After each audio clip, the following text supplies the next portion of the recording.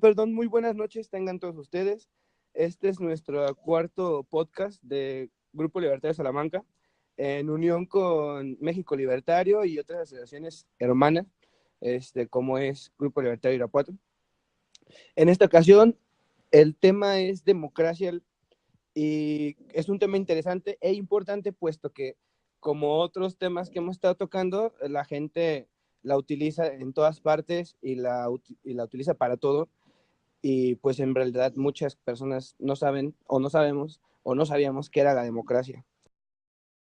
En esta ocasión tengo la oportunidad y el placer de volver a tener a Giancarlo Portillo Magaña, que va a ser el otro invitado del podcast y también parte de la administración del Grupo Libertario de Salamanca. Pues yo quiero comenzar con dejar claro qué es la democracia, por qué la democracia. Cuando en un determinado momento se termina la monarquía y comenzamos las personas a tener una cierta legalidad para poder tomar decisiones y se separan los poderes, que es una de las cosas más importantes para la democracia, que es que haya una separación de poderes. Nos dábamos cuenta que antes de eso, pues la prepotencia, parte de que todas esas personas hacían cosas por medio de la prepotencia. En este caso, unos de un lado creían que el Estado tenía que ser impuesto por una manera divina, porque así lo decía, no sé, su religión, Dios en este caso, y pues tenían que poner, ellos de manera divina, pues ya ponían a alguien en el poder, entonces no había democracia, puesto que la misma divinidad de algo, pues ponía a alguien en el poder. Y así como eso, pues hubo monarquías y hubo muchísimas otras cosas que en realidad reducían o no hacían posible, o gracias a ellos no existía la democracia, hasta que los liberales se dieron la oportunidad de buscar una manera de que pudiera el individuo tener la posibilidad de tomar decisiones en base a sus necesidades inmediatas y a lo que en realidad ellos necesiten que sea representado hacia un gobierno que en un determinado momento va a tomar las decisiones de un pueblo, de una sociedad, de un grupo.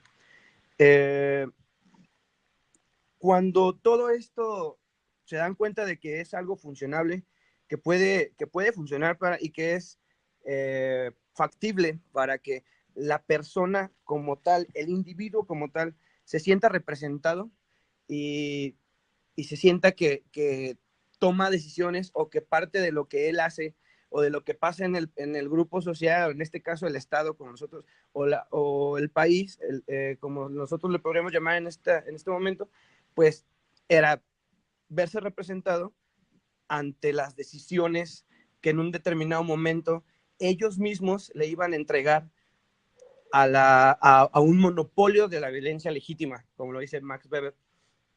Entonces, este monopolio de la violencia legítima es el que va a representar a todos y cada uno de los individuos para que en base a sus proyectos individuales de vida puedan decidir sobre quién y cómo se les representa frente a una sociedad, frente a un grupo social. Entonces, yo creo que como libertario, creo que la democracia es una importante vía para darle la importancia al individuo como tal y hacerlo que sentir que toma decisiones. Un ejemplo de ello sería la democracia directa, por ejemplo. La democracia directa, tú los haces a ellos responsables de la política de sus cantones, en este caso son cantones. A ellos no se les paga, a ellos lo hacen por amor a lo que les gusta o porque algo no les parece y quieren o buscan la manera de cambiar una ley. En este caso, pues buscan el, el, el conseguir firmas para que en un determinado momento pueda llevarse al Parlamento y se lleve a cabo. ¿A qué me refiero con esto? Esa es la representación del pueblo directamente ya como tal, ante ante el Estado, ante el monopolio de la violencia legítima, y serían esos contrapesos que en un determinado momento la sociedad puede llegar a lograr, no nada más votando, sino siendo partícipe de la toma de decisiones del país. Yo creo que la democracia no somos todos nosotros, como algunos dicen. La democracia, perdón, que el Estado no somos todos nosotros. Nosotros, por medio de la democracia, de esa vía que nos permite en un determinado momento a los individuos tomar decisiones, escogemos a ese conjunto de personas que van a tomar el poder de la violencia legítima, y esa representación, y en este caso las personas que van a tomar esos puestos, pues son los que en un determinado momento van a llamarse Estado o gobierno, quienes van a tener ese monopolio de la violencia legítima, puesto que nosotros no podemos hacer eso, no podemos ser llamados Estado. No somos parte de que exista tal Estado, pero no pasamos a ser directamente parte del uso de esa violencia legítima por medio de las leyes y eso. Pero tenemos esa representación que sería el balance democrático, que sería la oposición como tal. Yo creo, y ahí quisiera hacer un paréntesis, que eso es algo que debería de preocuparnos un poco a los mexicanos, puesto que estamos acabando con la democracia gracias a que la izquierda, en este caso Morena y Andrés Manuel López Obrador, pues tienen una casi totalidad en el Senado, tienen la mayoría, es casi que lo que ellos digan se va a hacer. Y yo recuerdo que por ahí alguien, no recuerdo quién lo dice, pero una de las evoluciones y las muestras de madurez de la democracia, pues es la oposición, es ese intercambio de ideas dentro de la toma de decisiones de un Estado. Y bueno, con esto quiero pasarte la voz a ti, Giancarlo, y ya pues, ahorita regresamos con una conclusión. Vale, Roberto, pues muchas gracias y muy agradecido de estar aquí una vez más en este podcast de Grupo Libertario Salamanca, en colaboración con México Libertario y demás asociaciones de índole libertaria, pro capitalismo y libre mercado. Bueno, pues no quisiera que este podcast se volviera debate, pero sí no concuerdo con muchas ideas que incluso muchos libertarios defienden sobre la democracia. Por ejemplo, Roberto, mencionabas que la democracia está en un cierto riesgo, ya que López Obrador mantiene una mayoría en el Congreso, está acaparando la Suprema Corte de Justicia de la Nación y demás instituciones que en cierto momento pueden vulnerar el poder del pueblo, ¿no? Pues yo creo que es precisamente al revés, que el pueblo en este año pasado votó precisamente por un presidente que sabía que iba a tomar control del Congreso y que sabía que iba a tomar control de la justicia. Esa era la finalidad, o esa es la finalidad incluso de muchos, y me atrevo a decir que la gran inmensa mayoría de los votantes del presidente mexicano actual. Y eso se logró por medio de la democracia. Ese fue el problema, la democracia. Decía Aristóteles que la peor forma de desigualdad es hacer que las cosas desiguales sean iguales. Y la democracia hace esto. Decía Lord Acton que el mal del que está impregnada la democracia es la tiranía de la mayoría, o más bien de aquel partido que no siempre es mayoritario, pero que triunfa por la fuerza. A mi parecer, la democracia, y voy a citar o decir por primera vez una frase que antes de empezar a grabar este podcast estuve formulando. Para mí la democracia es antiética siempre que esté el Estado presente y que el Estado la use como un medio para un fin. Para mí, la democracia funciona únicamente, y de hecho es ética, únicamente en instancias privadas y en toma de decisiones de individuos eh, que se coordinan pues para llegar a un fin, llámese contrato, llámese acuerdo, X o Y situación. La cita es la siguiente: mientras exista el Estado y los individuos no tomen sus propias decisiones y se hagan responsables de sus propias vidas, la democracia será el método más cómodo para aquellos incapaces de tomar sus propias decisiones y lo suficientemente irresponsables para hacerse cargo de sus propias vidas. ¿Esto qué quiere decir? Que siempre y cuando exista un Estado, cualquier Estado, y use la democracia como el medio para seguir existiendo y para tomar cualquier decisión, siempre va a haber una vulneración a un derecho individual. Yo siempre intento ponerle un ejemplo personal, valga la redundancia, a las personas en su vida privada.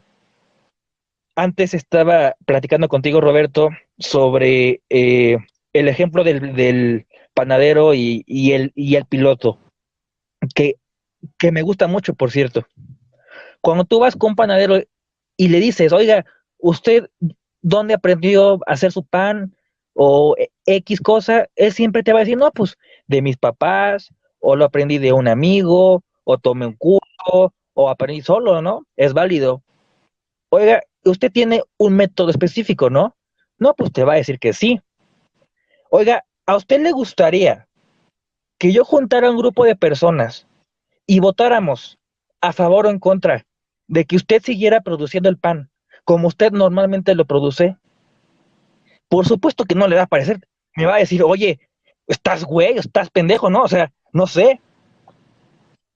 Y eso pasa en la democracia siempre, siempre va a pasar eso en el Estado y la democracia, siempre, siempre la mayoría, siempre va a votar por coartar un derecho individual de otros, en este caso de la minoría, o incluso de ellos mismos, ¿no? Porque hoy en día vemos gente de izquierda que votó por Andrés Manuel López Obrador y en los primeros meses de gobierno empezaron a correr gente de la administración pública, gente que votó por Andrés Manuel López Obrador, ¿no? Y te das cuenta que la democracia es la decisión de la mayoría y que a veces la misma mayoría se está perjudicando al ejercer ese derecho que el Estado, según reconoce, ¿no? Como conclusión y para terminar mi primera intervención, Roberto, yo quisiera aclarar y decir que la democracia siempre y nunca va a haber una situación diferente, y lo afirmo, y que alguien me ponga un ejemplo, si es posible, que la democracia siempre en índoles políticas, en índoles donde el Estado forme parte y el Estado la quiera usar como un medio para la toma de decisiones, siempre va a ser para coartar un derecho individual. Llámese vida, llámese propiedad privada o llámese libertad o cualquier derecho derivado de estos tres derechos fundamentales. No hay una situación en la que la democracia no vulnere este derecho o estos derechos. No hay, no existe y hasta el momento nadie me ha podido dar un ejemplo. Repito, la única manera o la única situación en la que la democracia es viable y yo la defiendo es en privadas, en donde no se obliga a nadie a hacer nada y las votaciones, por mucho que sea la decisión de la mayoría, sea una decisión consensuada y todos estén de acuerdo con ese sistema. Porque igual en las escuelas, y lo digo por experiencia, nos enseñan muchas veces a esto llamado el contrato social o el pacto social de Juan Ya. Jacobo Rousseau. Y luego ves que un contrato es un acuerdo de voluntades, ¿no? Y yo me pregunto, bueno, ¿en qué pinche momento yo le di al Estado la facultad de coartar mi libertad a cambio de ciertos servicios, ¿no? Cierro con eso, o sea, la democracia junto con el Estado, ¿habrá alguna situación en la que funcione? Te dejo. Excelente opinión. No, igual sí, no, no se trata de convertirlo en un debate, pero pues igual sí me gustaría eh, comentar algunas cosas que de todos modos son importantes para el tema y para seguir en el tema. Yo lo que siempre he dicho que una cosa es lo que algunas personas creamos en el aspecto filosófico y otra cosa es la verdad, lo que es y lo que es factible y lo que se puede llevar a la práctica. Con esto prosigo. La democracia, sobre cuando vamos a hablar diciendo que debe de haber contrapesos, eso quiere decir que en un determinado momento las dos partes de la sociedad, de los individuos, sean representados. Por eso hablé una de las partes que demuestran que la madurez de la democracia es la oposición. La oposición es quien en un determinado momento va a defender en la toma de decisiones a la gente que en un determinado momento votó a favor y los que votaron en contra. Cuando existe contrapesos y en esos contrapesos está representada la otra parte, yo creo que es factible la democracia. Eso sería un punto que quería tocar. Di el ejemplo de la democracia directa porque es uno de los ejemplos más viables de que existen formas de llevar la democracia de unas maneras mejor. En este caso mi ejemplo sería la democracia directa, puesto que aparte de que, repito, tienen la representación del cantón y hay un balance de poderes, aún así ellos pueden de manera individual, sin estar cobrando, sin estarle quitando a otros para darse a ellos, llevan a cabo lo que es la democracia y el buscar que en un determinado momento las leyes se puedan también decidir desde el pueblo, desde literalmente el pueblo, desde las personas de pie. Ese sería uno de los ejemplos en los cuales no tenemos que competir contra ese equilibrio en ese llamado Estado, sino podemos ir mejorándolo para que en un determinado momento pueda servir y no cómo buscar la manera de cómo quitarlo. Creo que todavía puede sacársele provecho a todo eso de la democracia directa y se puede ir mejorando y se puede ir llevando a cabo en otras partes. Yo creo que sí si damos pie a que otros tipos de políticos que no hablan de incrementar más el Estado, pues lleguen al poder. En este caso, ahora quería tocar otro tema. Para que eso llegue a pasar y para que en un determinado momento nosotros, como individuos, representando también nosotros a las ideas de un determinado tipo de ideologías, en este caso las liberales o las libertarias, pues entonces repito que aquí es donde tenemos el mayor trabajo la gente o tienen el mayor trabajo los intelectuales, como lo dice Hayek, porque si nosotros permitimos que las ideas de Marx, de Keynes, de William Stanley Jevons, entre otros, Balras, sigan entre la gente y se haga un cliché y se haga una moda y no lo entiendan, pero pues tienen que seguir a ellos y las escuelas sigan enseñando obligatoriamente que eso es la economía que sirve y que funciona, pues obviamente los políticos van a seguir usando ese discurso, porque si tú les traes otro discurso, pues no lo van a querer. Entonces, ahí es donde creo que los intelectuales debemos de fingir un trabajo muy difícil. Con esto termino, y para poder en un determinado momento buscar evolucionar las ideas de representación ante el Estado, y en este caso pues es la democracia. Yo no busco desaparecerla, repito, yo busco fortalecerla y buscar una mejor manera de llevarla a cabo. Te doy la palabra, Giancarlo.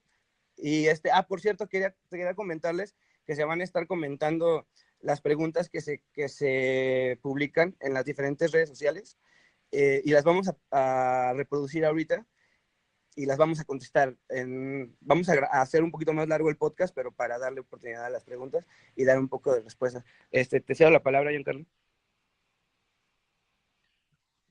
Ok, Roberto. Bueno, desde mi punto de vista, yo sigo aferrado de que en ninguna manera se puede hablar de un fin bueno o ético en el que la democracia esté implicada junto con el Estado. Para mí es una cosa totalmente imposible. Decía Winston Churchill, y con esto me voy a echar encima a muchas personas. Decía que el mejor argumento contra la democracia es una conversación de 5 minutos con el votante promedio. Una frase muy fuerte si te pones a pensar en el significado. Winston dice que si hablas con cualquier persona, con un votante promedio, él dice, con una persona normal, con una vida normal, y le preguntas sobre temas trascendentales a nivel nacional, internacional, que se van a sujetar al voto popular, te vas a quedar perplejo y vas a ver que la gente no tiene ni puta idea de qué está hablando. Mucha gente, no digo que toda, pero mucha gente no tiene ni pide idea de qué habla, y te vas a dar cuenta que son ignorantes o somos ignorantes en muchos temas. Yo no me creo capaz de tomar alguna decisión de aeronáutica, por ejemplo, en agricultura, por ejemplo, ¿no? Entonces, yo no me creo capaz de eso y no creo capaz a la mayoría de la gente, llámese pueblo, para hacerlo. Es interesante porque muchos libertarios afirman que, si bien es cierto, los derechos individuales como la vida de propiedad y libertad se ven vulnerados y afectados gracias a la democracia y al voto popular, también la única manera de recuperar los derechos individuales de vida, propiedad y libertad es la democracia. Es cambiar la ideología de la gente y votar por arrebatarles lo que en algún momento se les arrebató. Pero yo digo, es viable y es factible y podría pasar que un individuo que votó por quitarle un derecho a una persona ceda esa facultad que tiene en pro de la democracia, o gracias a que esa otra persona está votando para que se lo devuelva. Yo pregunto, y hablaba antes del contrato social, porque es el mejor ejemplo que yo puedo dar es ese. Te dicen y te lavan el cerebro que el contrato social es un acuerdo entre el Estado y la sociedad para cederle a ciertos derechos y renunciar a ciertas libertades para que éste se haga cargo y lo maneje de mejor forma. Pero el Estado no es nada más que un conjunto de individuos que creen precisamente que pueden manejar de mejor manera las vidas de estos individuos que están cediendo sus libertades.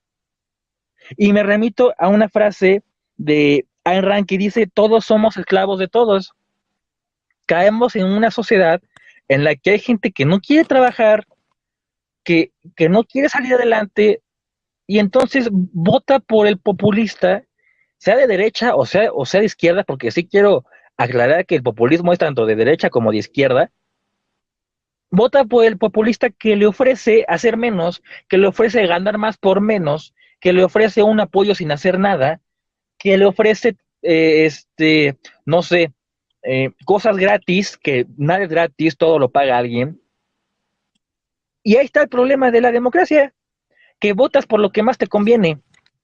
Y lo que más te conviene casi siempre va a vulnerar un derecho de otro, incluso un derecho tuyo, y ni siquiera te estás dando cuenta, para empezar, ¿no?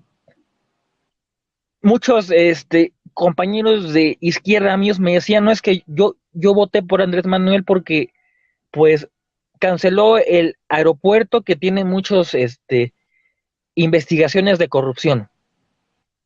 Ayer sale Jiménez Espiro y dice que no hay pruebas de corrupción en el proyecto que se canceló del nuevo aeropuerto, ¿no?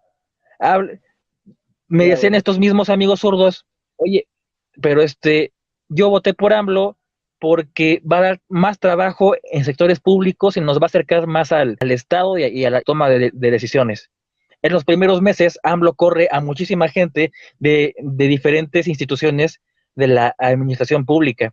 Entonces, con esto cierro y sí me encantaría pasar a las preguntas que nos han mandado y intentaré, obviamente, responderlas de la manera más concreta posible. Te dejo, Roberto. Muchas gracias, Juan Carlos. Bueno, yo también quería leer algo. Eh, Locke, de hecho, en su libro La propiedad, sobre la propiedad, dice que que el descubrimiento intelectual de Locke fue entender que la propiedad no es un derecho natural, sino la base del contrato social que da origen a las comunidades humanas.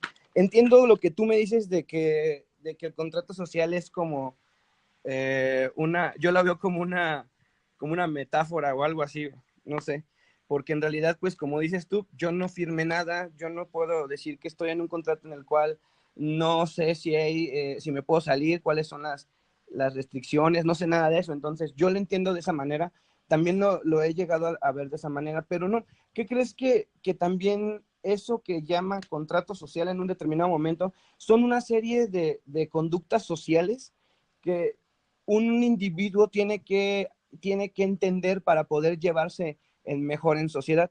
Yo no lo veo tanto así como que el individuo, como el contrato social, así como tú lo expresas, aunque yo también en algún momento lo vi de esa manera, pero yo no lo veo de esa manera.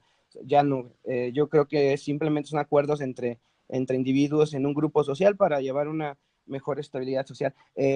Para continuar, la factibilidad. Yo creo que para que algo sea factible, o más bien para que algo sea coherente o pueda llevarse a la práctica, pues tiene que ser factible. Al ser factible quiere decir que pues funciona, que muchas de las cuestiones que en un determinado momento hacen infuncional a algo, pues no son el caso, ¿no?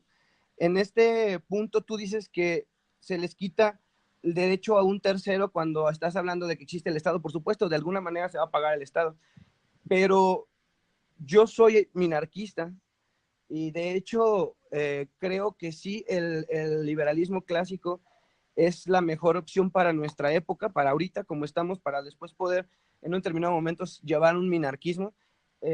Pero yo no soy anarcocapitalista. En el anarcocapitalista obviamente no se le puede quitar dinero a nadie, porque ahí ya estás utilizando el monopolio de la violencia legítima al cual ustedes, o bueno, los anarcocapitalistas, porque creo que tú eres minarquista, buscan eliminar. Yo no lo veo así, entonces yo sí estoy a favor de que sí se viole los derechos de un tercero y los míos para que se pague ese Estado por medio de los impuestos y una cierta focalización, tomando en cuenta que mencioné el liberalismo clásico. Eh, el Estado defiende tus derechos. De hecho, también John Locke lo dice sobre la propiedad. Dice que no es un derecho con el cual literalmente naces, sino que el mismo Estado en un determinado momento va a hacer que se te haga un derecho por medio de la ley, por medio de esos acuerdos que en un determinado momento llevan a una mejor factibilidad de la convivencia social. Y todo eso se va tomando al momento en que tú, por medio de la democracia, pones a alguien en el poder. Y repito, para que eso no pase, pues entonces hay que hacer ese trabajo de empezar a llevar todas estas ideas de la libertad y abrir la mente de la gente para que no todo el tiempo el Estado tenga tanto poder y sea es el equilibrio de Nash y nos demuestre en un determinado momento debilidades para saber en dónde podemos nosotros hacer algo al respecto para llevar a cabo nuestra propuesta de, al menos yo, focalizar cada vez más para disminuir los impuestos o en un determinado momento el estado mínimo del minarquismo. Este, con esto creo que ya es todo lo que quería tocar en este punto de... nada más para terminar, sí, sobre lo de Andrés Manuel López Obrador, creo que a toda esa gente que en realidad, que en un determinado momento se sentía feliz porque Andrés Manuel tenía casi todo el poder del Congreso y así, pues yo lo único que les quiero decir es de que hablan de libertad, hablan de democracia, pero esta es la prueba de que no buscan democracia porque cualquier cosa que no sea a favor de su Mesías o no sea a favor de su ideología colectivista, pues entonces es el antiestado, entonces estás mal, entonces no es parte de esa fórmula divina que va a ser la vida ideal. Bueno, entonces con esto yo termino mi segunda intervención. Te doy la palabra, Giancarlo, y después pasamos a responder las preguntas, si estás de acuerdo. Claro que sí, Roberto. Mira, me diste una super idea de hablar en este cierre de mi intervención antes de pasar a las preguntas de... Tú dijiste y citaste a John Locke y dijiste que él afirmaba que no naces con un derecho natural de propiedad, sino que el Estado te lo reconoce para garantizarlo y para que tú puedas tener un buen desarrollo de este mismo derecho. El problema aquí, y voy a citar un principio general de derecho como buen abogado, no puedes ceder algo que no tienes. No puedes regalar algo que no es tuyo. Y no puedes dar nada que, que no te hayas ganado antes. Lo aterrizo. No le puedes ceder al Estado la facultad de defender tu derecho a la propiedad si ese derecho a la propiedad no es tuyo desde antes. No sé si me explico y si nuestros oyentes lo hayan captado bien. Eh, Intentaré hacerlo un poquito más práctico. Quiero decir que si el derecho a la propiedad no fuera un derecho natural, no podría cedérselo al Estado porque no sería tuyo. Si el derecho a la propiedad no fuera intrínseco del ser humano desde el momento en que nace, no se lo podría ceder en ningún momento de su vida al Estado para que el Estado lo defienda. No puede ceder algo que no es tuyo y no puede ceder algo que jamás has tenido. Cosa interesante y muy debatible, por cierto. Entonces, pues como conclusión, yo cito, la democracia sustituye la elección de los muchos incompetentes por el dictado de los pocos corruptos. Con esto termino mi intervención y pasamos oficialmente a responder las preguntas, repito, de la manera más concreta y práctica. Mi pregunta sería, ¿cómo creen que ha sabido utilizar la izquierda la herramienta de la democracia para ejercer un gran populismo y una gran empatía dentro de la sociedad y de las masas? Está chida esa pregunta. Va. La otra es la misma. La pregunta de Víctor es la misma, güey. Nada más la simplificó. Pregunta Sí, la oí, güey. es, ¿la democracia debe de resolver problemas como, por ejemplo, ¿Qué debe de la problemas? legalización de las drogas, del aborto, Ajá. de la adopción homoparental, del matrimonio entre personas del mismo sexo? Porque de pronto pensar que vamos a tener una clase política ilustrada que va a votar por estas cuestiones en los congresos me parece lejano. En tal sentido, quizá apelar a la propia ciudadanía sea más racional y pueda obtenerse mejores resultados. Pero es dable esto, ustedes lo ven como algo posible y sano. Bueno, y pues la primera pregunta es de Lorena, de Ciudad de México, que también es parte del grupo Libertario Salamanca. Y su pregunta es muy interesante. Dice, ¿cómo utiliza la izquierda la democracia a su favor? Bueno, la resumí en esto. ¿Cómo utiliza la izquierda la democracia a su favor? Y yo creo, y repito, aquí es en donde está el trabajo de los intelectuales, porque la izquierda lo que utiliza a su favor es que se da cuenta de que puedes manipular a la gente que tiene un cierto nivel vasto de ignorancia, y de esa parte pues puedes manipular el voto a tu favor. Y la democracia pues va a ser la vía para que ellos en un determinado momento lleguen en su populismo al poder. Y repito, el mayor ejemplo ahorita para nosotros pues sería Andrés Manuel López Obrador. ¿Tu respuesta cuál sería a esto, Giancarlo? Mi respuesta sería que la izquierda utiliza, si bien es cierto, la ignorancia del pueblo, la izquierda utiliza la predisposición del pueblo a ser esclavo de los demás o a esclavizar a alguien. Llámalo flojera, llámalo pereza, llámalo parasitismo, como lo llamaba Ayn Rand. Ella decía que cuando el ser humano, bueno, que el hombre debía de elegir ser hombre, no, que el hombre debía de ser hombre por elección. Ella decía que podías elegir desenfocar tu mente, es decir, estar consciente en un sentido subhumano, pero no podías elegir si te iba a llegar el abismo gracias a esa decisión, o que si esa decisión fuese la mejor que pudieses haber tomado. Yo creo que la izquierda se aprovecha de que la gente le gusta obtener dinero gratis, le gusta que le regalen cosas, le gusta no tener que hacer nada o hacer lo menos por lo más, y a su vez, indirectamente y a veces sin saberlo, le gusta que la gente que hace más haga por ellos absolutamente todo. Y con eso respondo. Muy bien. Mira, la otra pregunta es de Víctor Becerra. Y la pregunta, la resumí igual, es, ¿la democracia tiene que quedarse ahí así como está ahorita o tiene que cambiar o algo por el estilo? Y bueno, mi respuesta sería, sí, sí tiene que cambiar. Para esto tenemos que cambiar la forma de pensar de las personas. Repito, ese es el trabajo de nosotros, de los que estamos en un determinado momento expandiendo las ideas de la libertad hacia otros lugares. Aparte, creo que la democracia o todo lo que tenga que ver con la droga, con el aborto, con todo eso, porque también esa fue su pregunta, que si el Estado debería, la democracia debería de fungir para tomar decisiones en ese punto. Yo creo que sí, puesto que la democracia también es el llevar al debate ciertas ideas desde un, ya sea parlamento, desde donde bueno, en donde se lleve el debate, dependiendo del lugar en donde se tome en cuenta.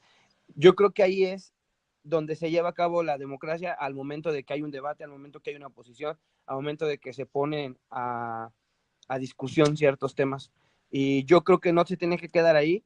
Yo creo que el mejor ejemplo sería, repito, la democracia directa de Suiza. Tenemos que avanzar hacia una democracia similar y solo vamos a avanzar si le quitamos a la gente la idea de que alguien tiene que subsidiar nuestras vidas y nos empezamos a ser responsables de nosotros mismos en base a nuestras consecuencias. Y bueno, ¿cuál sería tu respuesta, Giancarlo?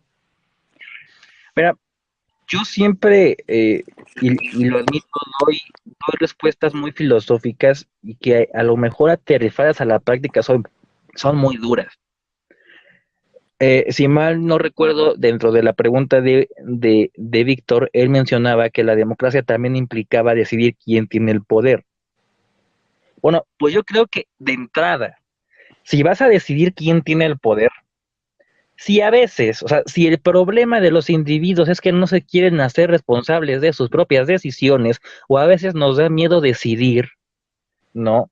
Por nuestras propias vidas, el hecho de votar a alguien para que decida por nosotros creo que es todavía peor, porque no sabes quién sea ese alguien, no sabes qué tipo de persona sea, no sabes qué decisión va a tomar por ti. Yo creo que eso es peor. Ahora, sin embargo, tampoco veo otra manera de recuperar derechos individuales arrebatados por medio de la democracia, si no es por medio de la democracia.